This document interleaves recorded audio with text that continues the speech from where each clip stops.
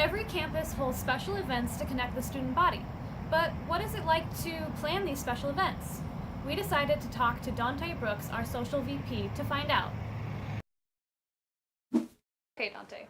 So who came up with the idea of having a bonfire? Before the school year started, I had to sit down and think about all the things the student body would enjoy. And I thought bonfire would be nice. People love fires during the fall season. But I wanted something a bit bigger, not just sitting around a fire pit. I wanted something grand. What are some of the challenges in hosting these social events? Like, what do you have to consider? I think trying to stick to what I want to see happen to the campus as a whole, and making sure people are enjoying the events. I think that's one of the biggest challenges, balancing the both of them.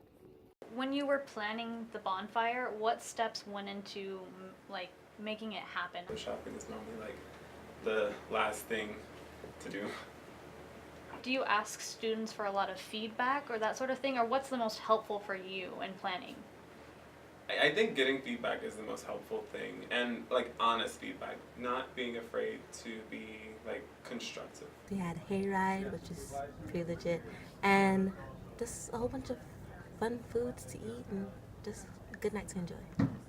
There was a lot of really good food, and the hayride was actually really cool. I like the food too. And it was Tanya's cool. And it was birthday. cool celebrating Tanya's birthday. Yeah. There we go. People that said they underestimated what SA was gonna do, but I think that we pulled it off. And I think one of my favorite parts was when